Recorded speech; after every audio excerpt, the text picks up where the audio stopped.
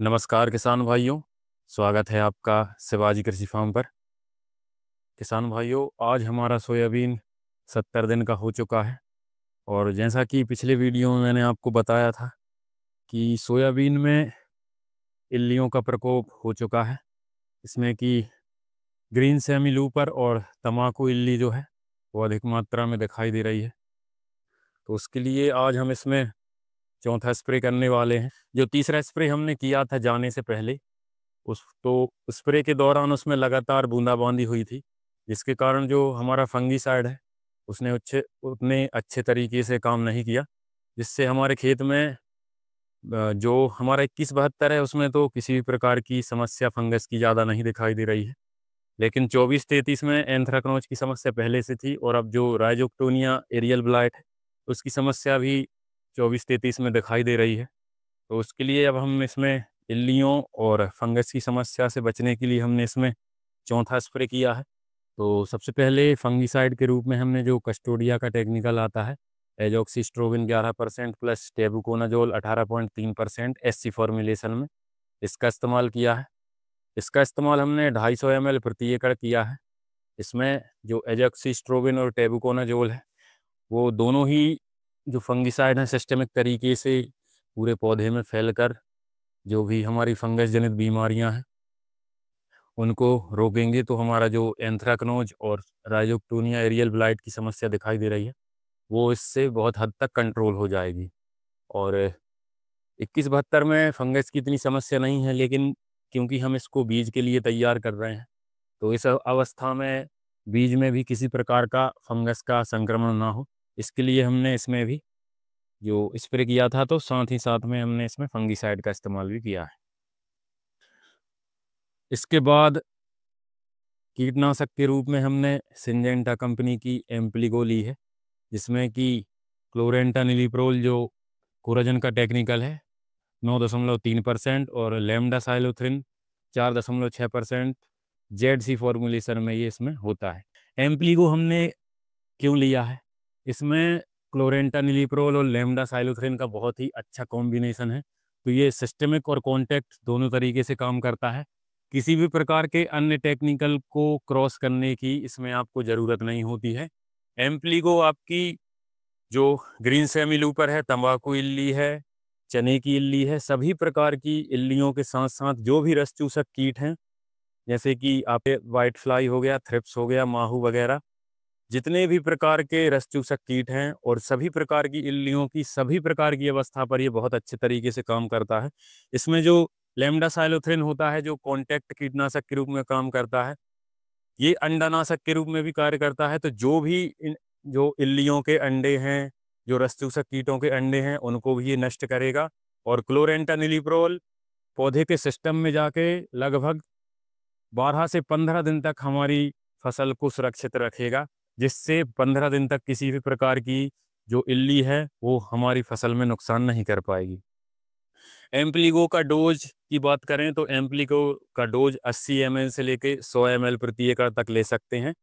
हमने इस प्लॉट में 400 ml पानी का इस्तेमाल किया है, क्योंकि पौधे की जो कैनोपी है बहुत बड़ी हो चुकी है, तो पूरी प्लॉट में दवा का कवरेज अच्छे से हो सके इसलिए हमने 400 ml इसमें पानी लिया था और 100 ml प्रति एकड़ हमने इसमें एम्प्लीगो लिया है।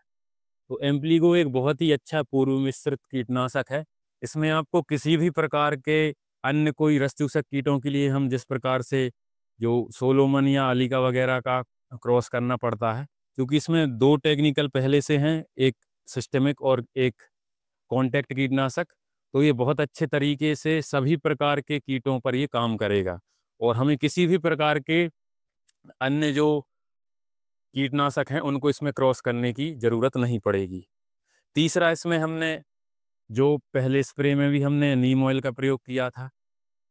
किसी भी प्रकार के कीटनाशक को क्रॉस हमने इसलिए नहीं किया है क्योंकि पहली बात तो जो हमने कीटनाशक लिया है उसमें दो कीटनाशकों का कॉम्बिनेशन है, प्लस हम इसमें नीम ऑयल इस्तेमाल कर रहे हैं, तो नीम ऑयल भी सभी प्रकार की इल्लियों और सभी प्रकार के रस चूसक कीटों पर कॉन्टैक्ट कीटनाशक के रूप में बहुत अच्छे तरीके से काम करता है। हालांकि जब फसलों में दाना भर रहा होता है तो आपको नीम ऑयल का प्रयोग नहीं करना चाहिए, जैसे अगर किसी भी खाने वाली फसल में आप इस्तेमाल करते हैं, जैसे कि आपका चना हो गया, तुअर हो गई या गेहूँ हो गया, क्योंकि इस समय पर अगर आप दाना भरते समय नीम ऑयल का प्रयोग करेंगे तो आपके जो दाना है उसमें एक कड़वाहटपन हो सकता है। क्योंकि सोयाबीन को हम जनरली खाने के लिए इस्तेमाल नहीं करते हैं, इसको हम बीज में और मंडी में ही बेचेंगे। तो इस वजह से हमने जो हमारा कीटनाशक है उसकी पावर को बढ़ाने के लिए नीम ऑयल का इस्तेमाल किया है। नीम ऑयल आपका एंटीबैक्टीरियल काम भी करता है, फंगिसाइड के रूप में भी कार्य करता है, कीटनाशक के रूप में भी कार्य करता है। सभी प्रकार के काम नीम ऑयल करता है। तो नीम ऑयल हमने इसमें 400 ml पानी में 800 ml नीम ऑयल का इस्तेमाल किया है, जो कि 10,000 ppm का है। 10,000 ppm का जब भी आप नीम ऑयल इस्तेमाल करें, तो 1 लीटर पानी में आपको 2 ml नीम ऑयल का इस्तेमाल करना है। चूँकि हमने 400 ml पानी लिया था, इसलिए 800 ml हमने इसमें नीम ऑयल का प्रयोग किया है। अब इसके बाद चूँकि अब दाना भरने की अवस्था चल रही है, इस समय पर पौधे को पोटाश की आवश्यकता होती है। केवल हमने इसमें 1 किलो जो श्रीराम का 0050 है उसका इस्तेमाल किया है, जिसका खर्च हमको मात्र 120 रुपए किलो पड़ा है। तो 1 किलो हमने इसमें 0050 किया है, तो जो भी थोड़ी बहुत आवश्यकता पोटाश की इसमें होगी, 0050 के द्वारा इसकी पूर्ति हो जाएगी। अब इन सभी के साथ हमने जो 150 ml सिलिकॉन बेस्ड चिपको है उसका इस्तेमाल किया है। 100 ml हम अलग से डालते हैं, और क्योंकि नीम ऑयल एक ऐसा तेलीय पदार्थ है जो आसानी से जल में नहीं घुलता है, तो इसके लिए हमने 50 ml चिपको नीम ऑयल के साथ मिला के फिर इसको पानी में घोला है, जिससे वो पानी में अच्छी तरीके से घुल जाए। उसके बाद जो 100 ml चिपको है उसको हमने सब दवाओं को मिक्स करने के बाद ऊपर से इसमें डाला है। तो फंगिसाइड के रूप में हमने कस्टोडिया का टेक्निकल लिया है, कीटनाशक के रूप में एम्प्लीगो ली है, उसके साथ नीम ऑयल का कॉम्बिनेशन किया है, और न्यूट्रिशन के रूप में हमने पोटाश की पूर्ति के लिए NPK 0050 का स्प्रे किया है। इन सभी को हमने अच्छे तरीके से मिक्स करके 400 ml पानी में मिलाकर ये हमारे सोयाबीन में स्प्रे किया है। और एम्प्लीगो एक बहुत अच्छी दवा है, इसका मैं अलग से एक वीडियो अपलोड करूँगा। क्या-क्या इसकी विशेषता हैं, किस प्रकार आपको इसका इस्तेमाल करना है, कब इस्तेमाल करना है। तो एम्प्लीगो के रिज़ल्ट के बारे में हम डे बाय डे सोयाबीन में किस तरीके से एम्प्लीगो जो है वो काम करता है, तो डे बाय डे इसका जो ऑब्जर्वेशन है वो भी हम आपको हमारे यूट्यूब चैनल पर प्रोवाइड करेंगे।